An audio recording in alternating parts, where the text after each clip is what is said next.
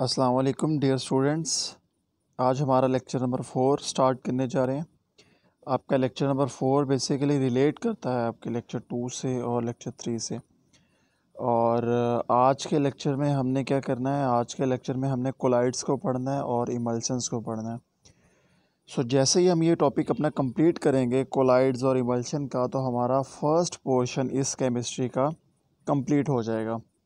जैसा कि आपको कोर्स आउटलाइंस में भी दिया गया कि इस सब्जेक्ट में हमने मेजर 5 पोर्शंस किए हुए हैं और हमारा फर्स्ट पोर्शन सरफेस केमिस्ट्री का है और आज हम सरफेस केमिस्ट्री वाला पोर्शन यहाँ से कंप्लीट कर लेंगे।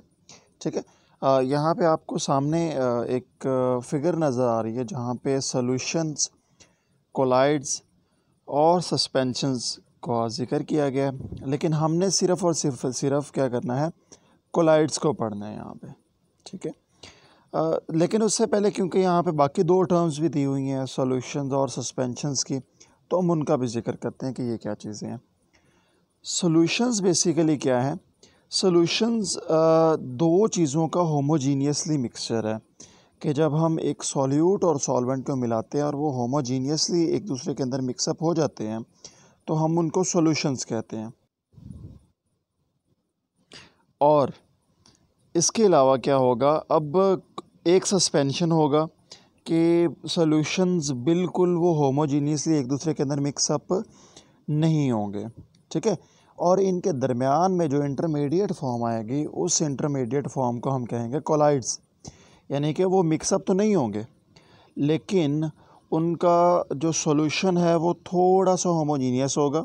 ठीक है, यानी कि मिक्सअप हो जाएंगे, लेकिन कम्प्लीटली तौर पे मिक्सअप सॉल्यूशन की तरह वो नहीं होंगे और बड़े बड़े पार्टिकल्स भी नहीं बनेंगे जैसे कि सस्पेंशन में बन रहे हैं। ठीक है, यहाँ से आपको समझ इस तरह से आ सकती है कि जो सॉल्यूशंस होते हैं उनका साइज़ होता है, उनमें मॉलिक्यूल्स का, उनके पार्टिकल्स का जो साइज़ होता है वो होता है 1 नैनोमीटर तक का। और सस्पेंशंस में क्या होता है कि 100 नैनोमीटर से ग्रेटर होते हैं वो। ठीक है, और इनके दरमियान में जो आते हैं 1 नैनोमीटर से लेके 100 नैनोमीटर तक के पार्टिकल्स, वो कोलाइड्स में आ जाते हैं हमारे पास। ठीक है, अब यहाँ पे एक थोड़ी थोड़ी डेफिनेशन भी दी गई है कि सॉल्यूशंस क्या होते हैं। वो बिल्कुल क्लियर होते हैं, बिल्कुल वो होमोजीनियस होते हैं, बिल्कुल ट्रांसपेरेंट होते हैं वो। ठीक है, और मॉलिक्यूलर मोशन की फॉर्म में रहते हैं। दे नेवर सेटल, वो एक जगह पे स्टे नहीं करते होते। और जो सस्पेंशंस हैं वो ट्रांसलूसेंट होती हैं। पेरेंट का मतलब है कि वो बिल्कुल क्लियर होंगी, हम उन्हें बल्कि बड़े वाज़े देख सकते हैं। और जो ट्रांसलूसेंट होंगी वो क्या होंगी, वो मुबहम होगी, क्लाउडी होंगी। जब इनके दरमियानी फेज़ जो होगा वो होगा कोलाइड्स का। यानी हम ये कह सकते हैं कि कोलाइड्स एक ऐसा फेज़ है जहाँ पे कि हमें बिल्कुल क्लियर भी नहीं है हम कौन सी फेज़ में हैं, क्या हम सॉल्यूशंस की फ़ेज़ में जा रहे हैं या फिर सस्पेंशन की फ़ेज़ में जा रहे हैं।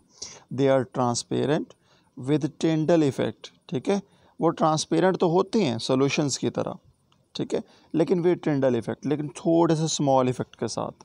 यानी कि सॉल्यूशन वाली उसमें कैटेगरी भी पाई गई है, और लेकिन उसने टिंडल इफ़ेक्ट का जहाँ पे जिक्र किया है, तो इसका मतलब ये हुआ कि यहाँ पे सस्पेंशन की बात भी की गई है। ठीक है, तो ये इन दोनों के मिडल में होता है। और ब्राउनियन मोशन जो आपने सेमेस्टर 2 में भी पढ़ा था कि ये इनके पार्टिकल्स हमेशा ब्राउनियन मोशन की हालत में रहते हैं, एक हैपहैज़र्डली फॉर्म में रहते हैं और हर वक्त मूवमेंट की फॉर्म में रहते हैं। ठीक है जी, यहाँ पे भी आपको बड़ा पिक्चर से क्लियर हो जाएगा कि हमने एक कलर दिया है सॉल्यूशंस को और एक कलर दिया है सस्पेंशंस को, लेकिन उन दोनों का जो इंटरमीडिएट कलर है वो कहाँ पे आके किसको मिल रहा है, वो कोलाइड्स को यहाँ पे मिल रहा है। ठीक हो गया। अच्छा, इसके बाद हमने क्या पढ़ना है, इसके बाद हमने क्लासिफिकेशंस पढ़नी है कोलाइड्स की। तो कोलाइड्स की बेसिकली 2 तरह की क्लासिफिकेशंस होती हैं। एक को हम फिज़िकल वो फिज़िकल स्टेट पे मैटर करती है तो हम उसको फिज़िकल कहते हैं। सेकेंडली उनकी नेचर ऑफ इंट्रैक्शन पे डिपेंड करती है, तो इसको हम केमिकल भी कह सकते हैं। ठीक है, फर्स्ट थिंग क्या है, physical state of dispersed phase and dispersion medium. अब ये डिस्पर्स्ड फेज़ क्या है और डिस्पर्शन मीडियम क्या है, ये भी अभी 1-2 मिनट बाद आपको मैं ब्रीफ करता हूँ कि हमारे पास एक डिस्पर्स्ड फेज होगा और डिस्पर्शन मीडियम होगा। यानी कि जैसे हमारे पास एक सॉल्यूट होता था या एक सॉल्वेंट होता है, तो उनकी फ़िज़िकल स्टेट पे डिपेंड करेंगे। ठीक है, फिजिकल स्टेट को देखते हुए हम उनकी क्लासिफिकेशन बताएंगे। सेकेंडली वो कहता है nature of interaction between dispersed phase and dispersion medium, कि सॉल्यूट और सॉल्वेंट के दरमियान हमने क्या करना है, इंटरेक्शन, उनकी नेचर ऑफ इंटरेक्शन को देखना है। और नेचर ऑफ इंटरेक्शन का मतलब है कि उनके दरमियान बॉन्ड किस तरह बन रहा है। और अगर बॉन्ड की बात करेंगे तो हम यहाँ पे केमिकल टाइप की तरफ जा रहे हैं। सो यहाँ पे मेजर दो टाइप्स हैं। First one was depending upon physical state and the second one is depending upon chemical. ठीक है, तो फर्स्ट फिजिकल स्टेट पे डिपेंड कर रहा है और सेकंड जो है वो नेचर ऑफ इंटरेक्शन पे डिपेंड कर रहा है। ये टेबल आप लोगों के लिए बहुत ज़रूरी है, इस टेबल को समझना बड़ा ज़रूरी है आपको। और इसमें कोई रॉकेट साइंस नहीं है, आपकी डेली लाइफ की एग्जांपल्स मौजूद हैं। ठीक है, आप ये भी ज़रूरी नहीं कि जो यहाँ पे एग्जांपल्स दी गई हैं कि आप वही एग्जांपल करें, आप कोई और एग्जांपल्स भी कर सकते हैं, लेकिन वो ठीक एग्जांपल लेनी चाहिए। अच्छा, हमारे पास एक डिस्पर्स्ड फेज़ होता है, ये जो आप लेफ़्ट टॉप पे देख रहे हैं कि क्या है, हमारे पास एक डिस्पर्स्ड फेज़ है और एक डिस्पर्शन मीडियम। डिस्पर्स फेज़ का मतलब जो डिस्पर्स हो चुका, जो फैल चुका, और डिस्पर्शन मीडियम जिसके ऊपर आके फैलेगा। ठीक है, फिर उसके बाद अगर ये डिस्पर्स फेज़ कुछ हो और डिस्पर्शन मीडियम कुछ हो तो फिर इस तरह की टाइप को हम क्या कहेंगे, और फिर उसके एक एग्जांपल करेंगे, ये दो एग्जांपल उसकी कर लेंगे। आप ऐसा समझ लें कि जो डिस्पर्स्ड फेज़ है ये सॉल्यूट है। अपने डिस्पर्स, ताकि इजीली समझ आ जाए और कोई कन्फ्यूजन भी ना रहे, तो क्या करना है कि डिस्पर्स्ड फेज़ क्या है, सॉल्यूट है। और सॉल्यूट क्या होता है, कम मिकदार में होता है। और डिस्पर्शन मीडियम क्या है, ये सॉल्वेंट है। और सॉल्वेंट क्या है, जो ज़्यादा मिकदार में मौजूद हो। हमेशा जब भी कोई सॉल्यूशन बनता है तो कैसे बनता है, हमेशा कम मिकदार वाला जो फेज़ है, हमेशा कम क्वांटिटी वाला जो भी एलिमेंट है वो ज़्यादा क्वांटिटी वाले एलिमेंट में जाता है। तो यहाँ पे भी बिल्कुल सेम होगा कि डिस्पर्स्ड फेज़ डिस्पर्शन मीडियम के अंदर हल होगा। ठीक है, अब मैं दोबारा आपको लेके जाऊँगा वही उसी एग्ज़ाम्पल पे कि ये आप देखें कि क्या होगा। आप कोलाइड्स में दो तरह के देख रहे हैं, दो कलर्स देख रहे हैं, एक सॉल्यूशंस वाला कलर है और एक सस्पेंशन वाला।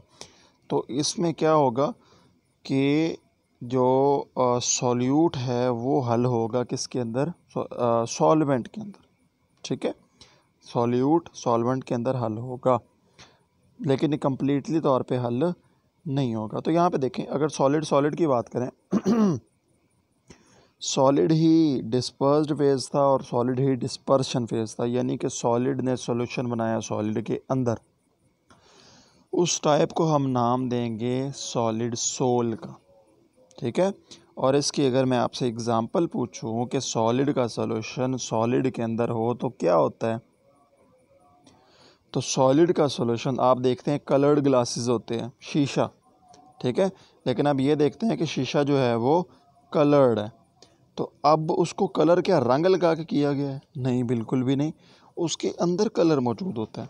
वो कलर कैसे आया है, वो हमने एक सॉलिड को, जो कि एक ग्लास था, उसका हमने सॉल्यूशन बनाया दूसरे के साथ और उनको आपस में मिक्स कर दिया। ठीक है, इसकी बिल्कुल एक सादा मिसाल दूँ अगर आपको, जो कि आपने स्टडी भी की होगी, तो वो बिल्कुल एक सादा मिसाल ये बनती है अलॉय। ठीक है, अलॉय क्या होता है अलॉय बेसिकली दो सॉलिड्स को जब हम हीट करते हैं, उन सॉलिड्स को हीट अप करने के बाद उनका लिक्विड बनता है और हम उनको आपस में एक दूसरे से के साथ बड़ी अच्छी तरह से मिला देते हैं। मिलाने के बाद जब वो हार्ड फॉर्म में चला जाता है तो हम उनको क्या कहते हैं, अलॉय को हम भर्त भी कहते हैं उर्दू में। ये मिक्सचर होता है बेसिकली, जैसा कि गाड़ियों के अलॉय रिम्स होते हैं जो कि स्ट्रॉन्ग होते हैं। वो क्यों अलॉय रिम्स बनाए जाते हैं, वो दो तरह की वो मेटल से मिलके बने होते हैं। ठीक है, तो वो सॉलिड सोल में आप इसकी एग्जांपल ये भी कोट कर सकते हैं, अलॉय लिख सकते हैं आप। सेकंड वन कि जब सॉलिड गया लिक्विड के अंदर, ठीक है, तो फिर क्या बना, सॉलिड लिक्विड के अंदर गया तो फिर हम उस टाइप को कहते हैं सोल। ठीक है, और उसकी एग्जांपल क्या होगी, उसकी एग्जांपल है पेंट। वो कैसे? पेंट इंडस्ट्री में क्या होता है, हमारे पास लिक्विड्स मौजूद होते हैं, उन लिक्विड्स के अंदर हम पिगमेंट्स ऐड करवा देते हैं, ठीक है, तो उससे पेंट बन जाता है। पिगमेंट्स बेसिकली सॉलिड फॉर्म में होते हैं, ठीक है। पिगमेंट्स रंग होते हैं, रंग जो कि पेंट को रंग देते हैं। तो पिगमेंट्स को हम उन सॉलिड रंगों को ऐड कर देते हैं कहाँ पे? लिक्विड्स के अंदर। तो वो एक वो एक स्लरी टाइप मटेरियल बन जाता है जिसे हम पेंट कहते हैं।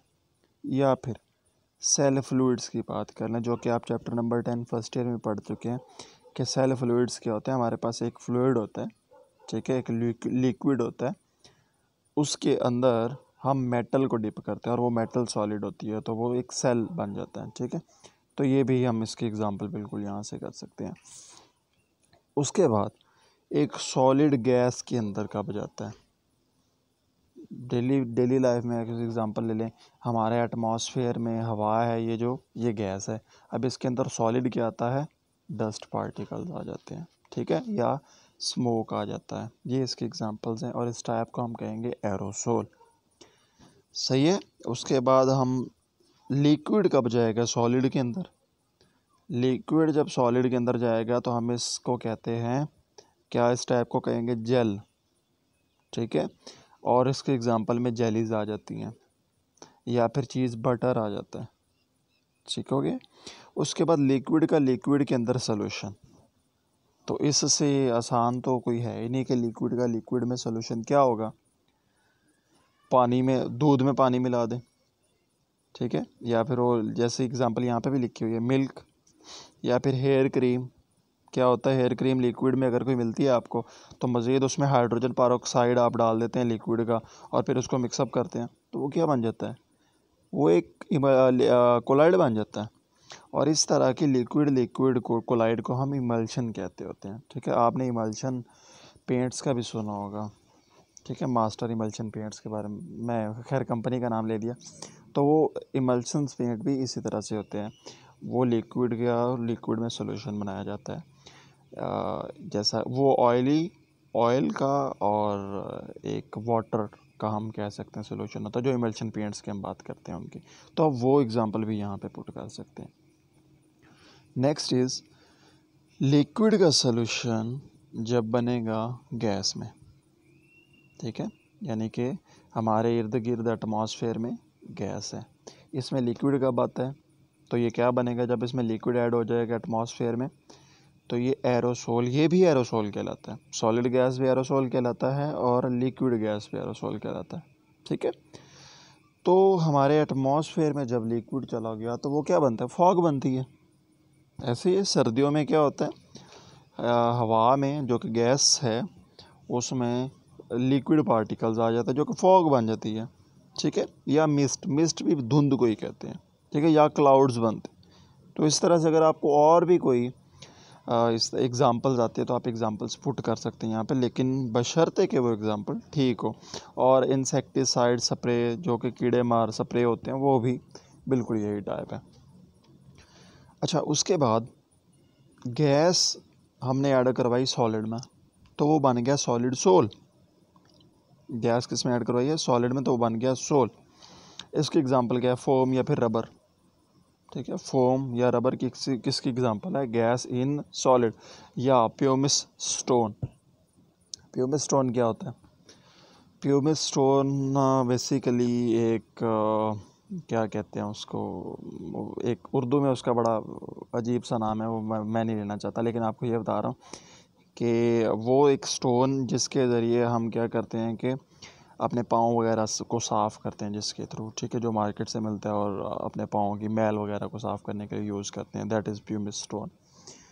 उसके बाद गैस इन लिक्विड, तो गैस इन लिक्विड क्या होगा? उसे भी उस एग्ज़ाम्पल को अब हम उस टाइप को फोम कहेंगे, वो सोप लेदर होती है, ठीक है, कि एक लिक्विड था उसके अंदर जब देखें एक उसका जो फोम बनता है, जब हम एक सोप में को लिक्विड में झाग उसकी बनाते हैं तो वो कैसे बनती है? देखें, लिक्विड उसमें आया, उसके बाद वहाँ से हवा गुजरी, गैस थी जो, ठीक है, तो उसने क्या बना दिया? लेदर बना दिया, और इसको हम सोप फोम कहते हैं।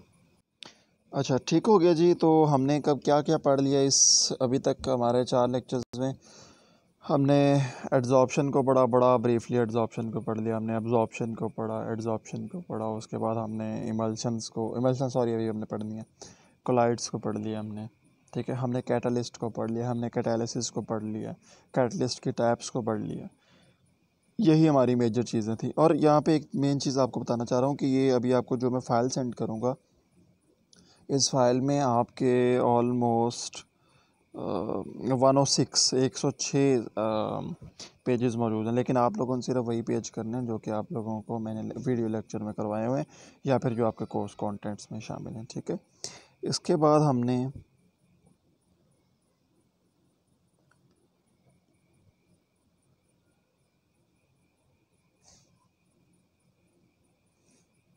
जी इमल्शंस को पढ़ना है हमने, ठीक है जी। इमल्शंस हमारे कंटेंट में भी शामिल है कि इमल्शन क्या होता है।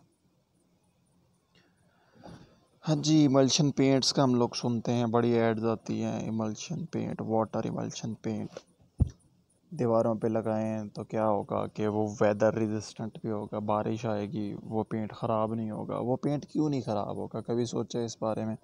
ऐसा क्यों होता है, वो क्यों ख़राब नहीं होगा?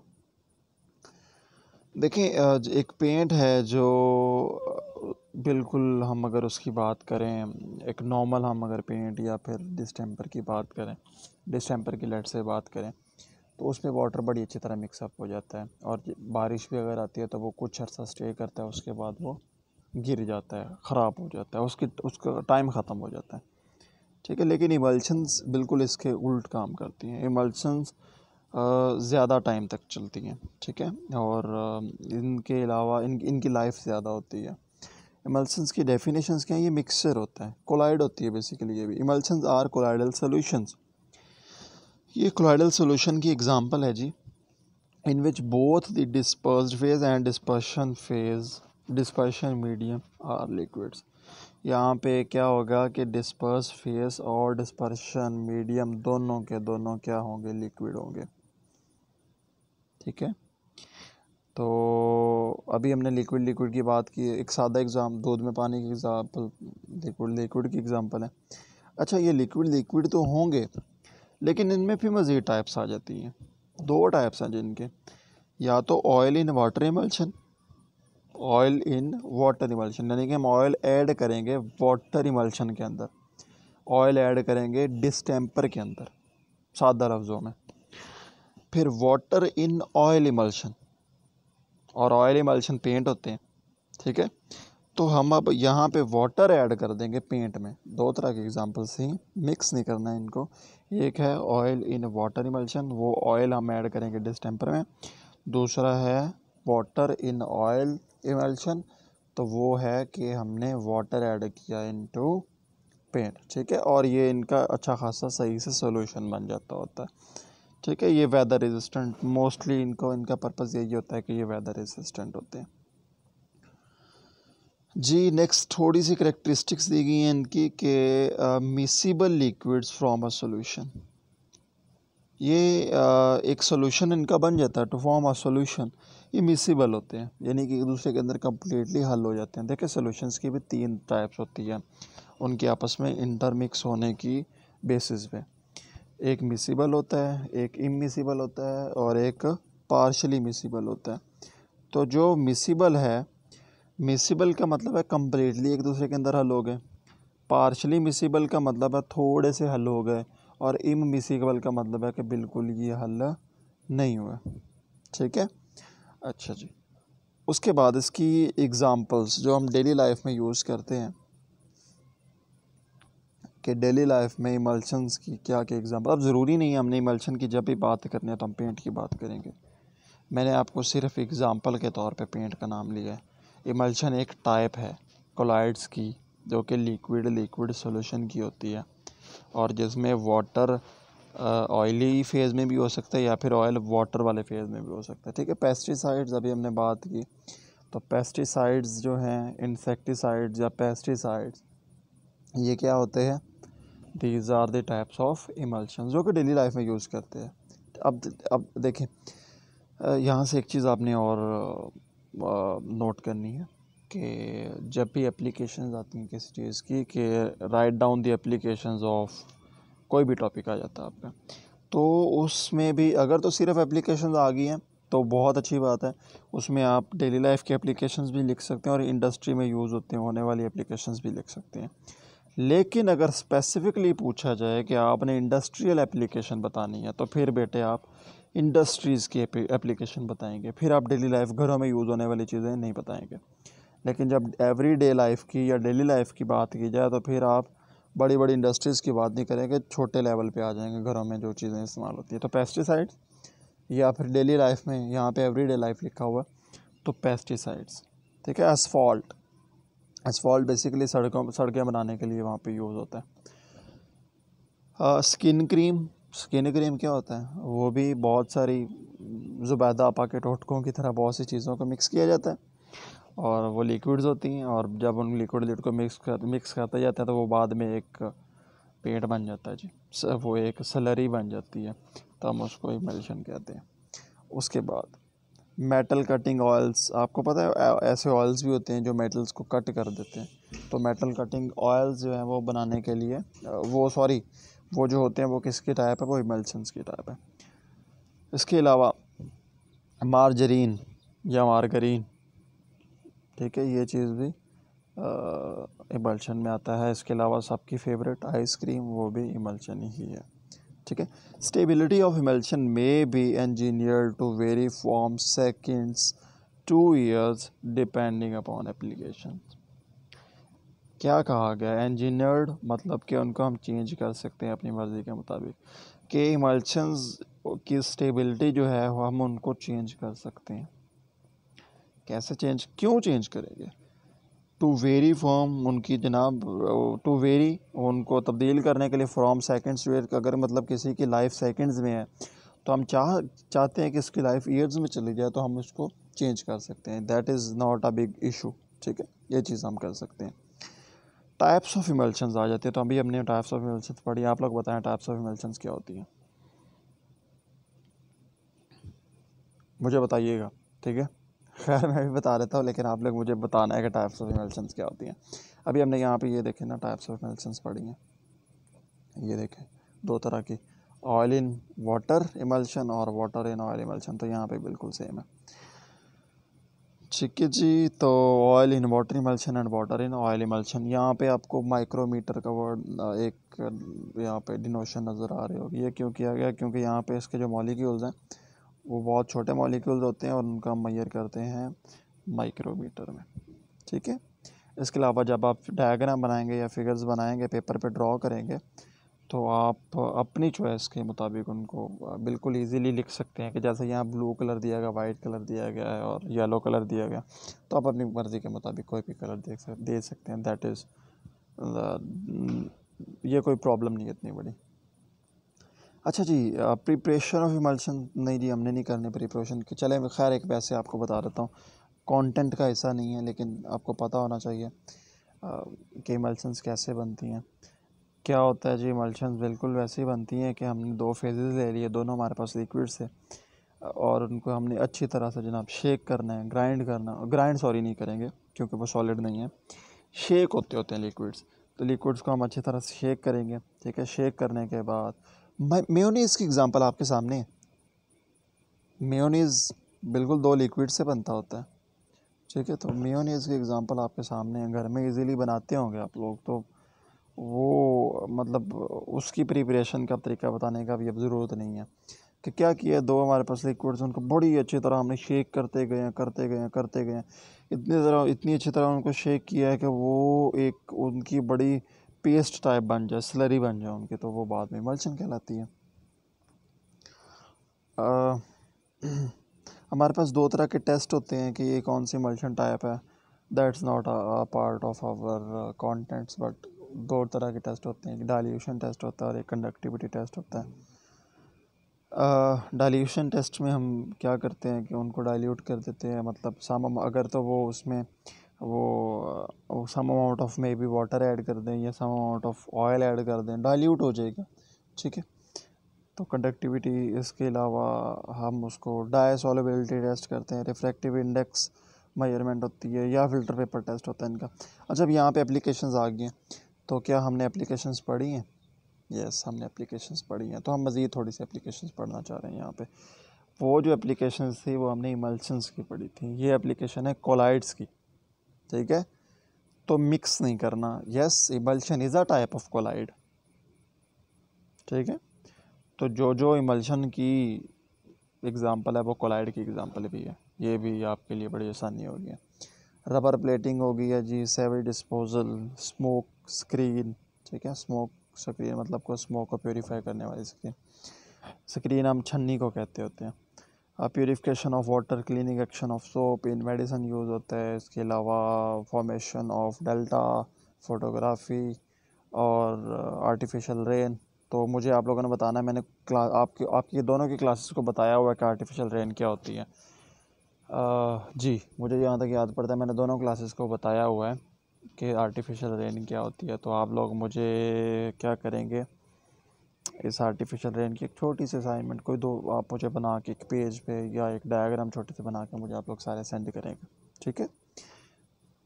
अच्छा, इसके अलावा एप्लीकेशन ऑफ कोलाइड्स में अगर हम मज़ीद चले जाएँ तो इंडस्ट्री लेवल पे पेंट्स में यूज़ होती है, फार्मास्यूटिकल इंडस्ट्री में, मेडिसिन में, ये सारी हमने पढ़ ली है यहाँ पे, तो इनको पढ़ने की हमारी ज़रूरत नहीं है, ठीक है। At the end thanks for listening. और